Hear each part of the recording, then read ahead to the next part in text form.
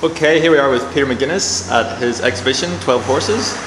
So the first paint in here is called Hamlet. Would you like to tell us about it, Pete? Yeah, sure, Ken, sure.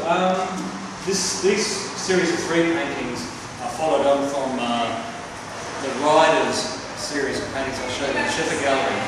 And the Riders were all about figures on horses. And I was thinking about my next series, and I thought, because I was rereading Hamlet, and I thought there's a passage in Hamlet where Hamlet is instructing the players on how to present his play to trick the king. And he does a speech from a Trojan horse, a classical story of Troy, the invasion of Troy, where the Greeks hide inside the horse. So then I thought, okay, the next series will be figures in the horses. All right, Yeah. I see. Oh, very good. So this figure is actually inside the horse? Yeah.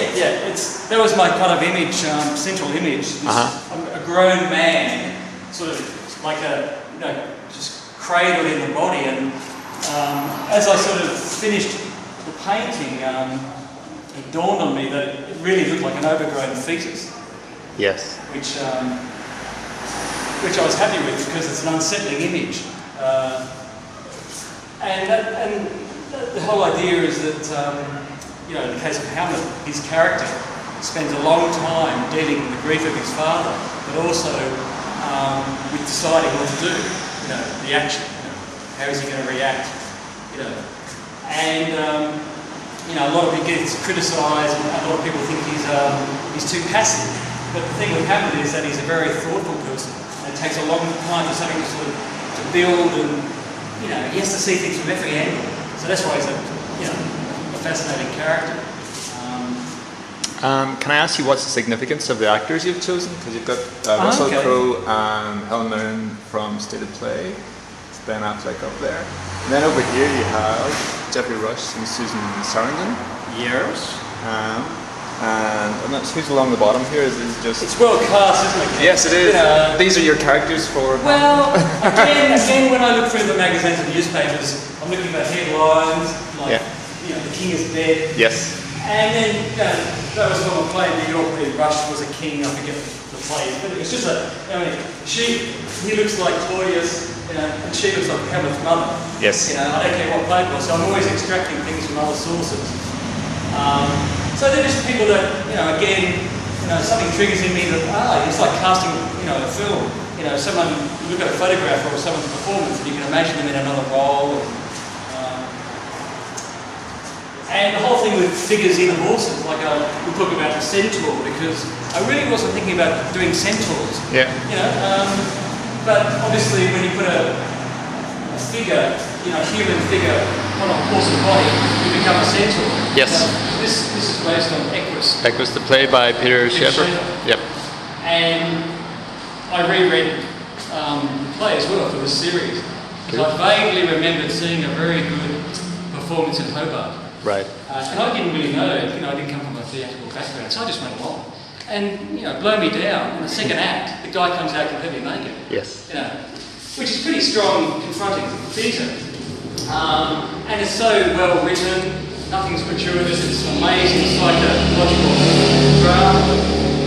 Where you've got the boy character, Alan Strang, who communes with horses. He's just a kind of a growing adolescent. He spends a lot of time around horses. He's not comes from a sort of a very oppressive family life. And when I was reading Schaeffer's play, he mentioned that when it was first produced, he didn't want actors. Horses do come out on stage. Horses. Yeah. He didn't want men in horses, like a pantomime horse. Sure. Yeah. So in the end, the director designed these, and the designer designed these great long Greek horse masks and made it a real ritual. Has this been in every production of the play, or is this just the play? The one, in Hobart? The ritual play, and the one I saw in Hobart had these long horse faces. Now that was a memory that I completely forgot. Right. That's the amazing thing. Yeah. When I was doing this series, and it may have explained why I got this thing about floating horse mask. And I hadn't put that two and two together.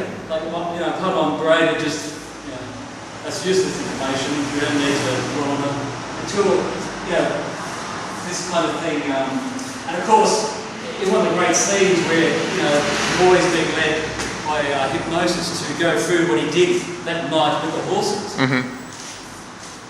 He gets these visions, or he feels humiliated, and all he sees are horses, horse heads watching him. It